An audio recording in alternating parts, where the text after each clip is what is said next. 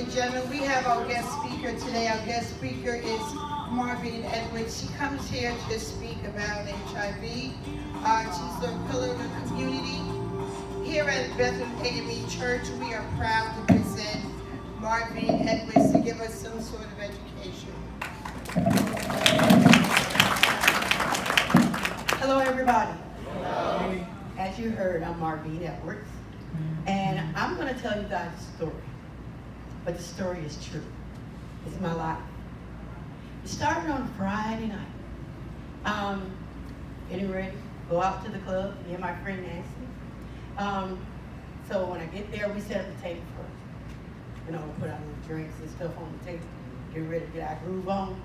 So we got our table set up. Basically, I like to dance. So when I get there, you know, I'm listening to my groove, got my drink there on the table in front of me, and it's gonna be on. So, you know, hey, we get that first bottle when we get there from, you know, the club itself, but there's a little liquor store down the road and we get the others there. But anyway, that's what we do. And because I do love to dance, the majority of the time, I'm on that dance floor. And it was a real good evening that evening, and we were dancing and enjoying ourselves tremendously. But the evening went on farther and farther. She and I kind of ran out of drinks, and it was her turn to go get some. So she got ready to go to the liquor store, but I'm on the dance floor. It had gotten cold outside, and she asked to borrow my coat. So I said, you know where it's at, it's on the chair, you go ahead and get it, because I'm going to be still dancing. So she'd been gone for a moment. I don't know how long she'd been gone, but it was for a little while. And when she got back, you know, she came to the dance floor and asked me, you know, hey, here's your jacket. I said, I'm dancing, put it on the chair. She said, no, but I'm finna leave, I met somebody. I said, you met somebody? How you gonna just jump up and leave with somebody that you just met? But she did anyway. But it was okay with me, you know, hey, I got my drink and I'm doing fine. I'm enjoying myself. So the lights start blinking off and on, you know what that means. They say last call for alcohol. So you got to get yourself together, get your gears, and you got to go. So, you know, I didn't live that far away from the club, so basically, you know, I could walk home. So I got a little song in my head, and I got a little pep in my step, and I'm walking on home. You know, and this van pulled up behind me. I looked at the other people, looked at me. They kept going. Nothing big deal, no big deal at all. Because it happened many times before. It's a little rocky road, and it's kind of like a little makeout spot. People pull over there, and they do what they got to do. So I figured that's what they're doing. So, but this particular van came back around again. This time, they pulled over to the side of the road and made me kind of step in the bush. So the first thing goes through my mind, that they're gonna, you know, just try to break me or something. So I'm gonna let them know that, hey, y'all, you know, just don't kill me. I ain't gonna fight, you know, let you do what you gotta do. But the minute I open my mouth, I'm hit by the butt of the gun across the top of my lips. All that was busted loose. But taken by the back of my head and shoved down to the floorboard of the van. As it sped through the woods, I can hear the tree just hitting the top of the van as it goes. And I'm praying, you know, and they start asking me, I comprende poquito español. So they're speaking in Spanish because they're Spanish guys, and they're talking about their drugs and their money. I have no idea what they talking about. I didn't take anything from anybody. So I'm trying to explain, hey, I don't know what y'all talking about. I wasn't the one.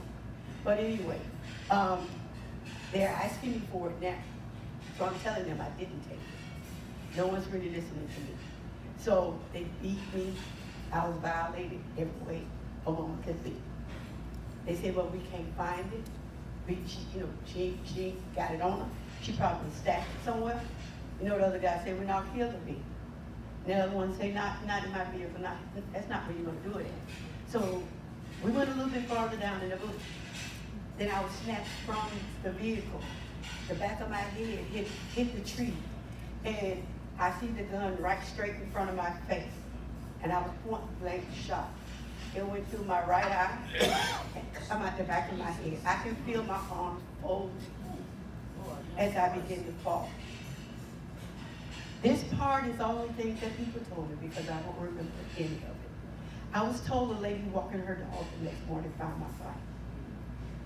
I was told that they called the police and the ambulance and all those things. But I was also told when the ambulance got there, they couldn't find a pulse or anything. So they covered me up first on the side of the road until the coroner's wagon got there. Then I was placed into a body bag to remove the body. But I guess they check you to see if you're really, really 100% gone. And they found a slight pulse. I was then taken from there to Jackson Memorial Hospital in Miami, Florida, where I'm originally from. And on the table, I was told that my heart ceased to beat twice more. Also, they had my family prepared to put me in the institution. They said I'd probably never be able to walk or talk anything again. I can remember waking up, and I don't know how long at that point in time I had been there. I found out later that it was over 2.5 months. I was in a coma. I also was taken from the regular hospital, put into a rehab because I wasn't well enough to go home, but I wasn't well enough. I was well enough to be dismissed from the hospital. So they had to put me in a rehab where I had to learn how to walk and talk all over again. I got a little limp, y'all. I got that from that. And I thank God for my little limp because, that's, and I also have a glass eye because I did lose that eye when I was shot. Those are the telltale things that you can see outright. But I tell you, I remember the doctors coming into my room, and there was the physician that was working on me during the whole time. There were 2 more physicians with him. But one stood on each side of the bed, and the one that had been working on me stood right beside me and said, "We need to tell you something." So, sure. So we need to let you know that you have contracted the HIV virus. And then I started hearing, wah, wah, wah, wah, wah. It's a child of crowd effect. I'm not hearing this. This is not true. This is not real. I do hear anything anybody else said at that point in time. I just went blank. After all the other things that happened now, this is not real. I stayed in the rehab to learn how to walk and everything pretty good, but then I just walked away. I didn't get dismissed the proper way. Because now I went into another zone totally. I'm in that zone where I don't care whether I live or die zone. And so I just walked back out into the world. I'm going to die anyway. This is 1987. They only had one medication through that time. That was on ACT. They didn't even know which ones to give her, how much to give her. So, hey, I'm going to go anywhere. I'm going to feel good on my way out. So I drank, I drank. That was my life for almost 15 years. I'm the mother of 4. And so during that time in my life, they had taken my 3 youngest ones because I wasn't there. And my oldest one moved in with his aunt in Alachua County. That's how he ended up in Gainesville. He was graduating from high school and he wanted me to be there. So I came to his graduation. They promised to take me back, they never did. And so I still live there. But anyway, I tell you, during that time to watch my son walk was great, but I started going to the Alachua County Health Department for my health care.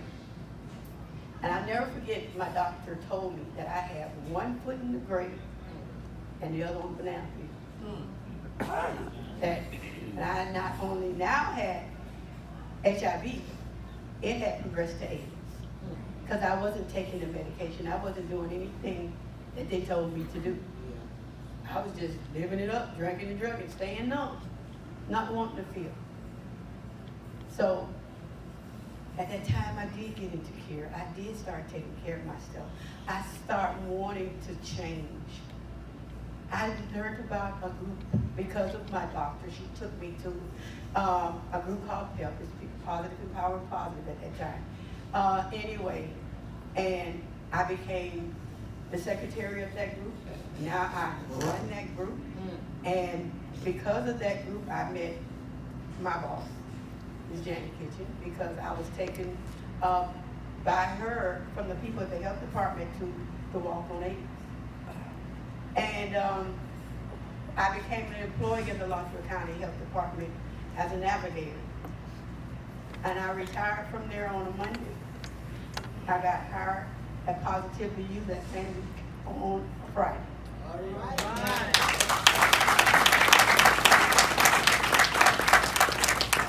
And I tell you, it's the best thing that could have ever happened for me in my life. Because I do know we all have a purpose. Sometimes we never find out what they are. But I know mine.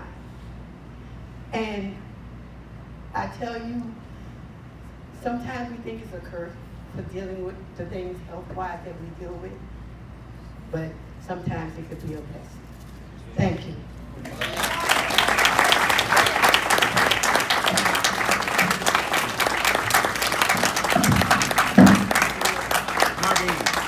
Can you share the significance of the coat? Can you share the significance of the coat? In the story, the significance of the coat. The significance of the coat is that my coat was what the guys in the truck saw. They saw her in my coat. And when they saw her in my coat, when they saw me walking, they thought I was her. So that is why I got shot. You didn't have to catch her. I was told that the people that are in my family got one. I was told that the other one is in prison.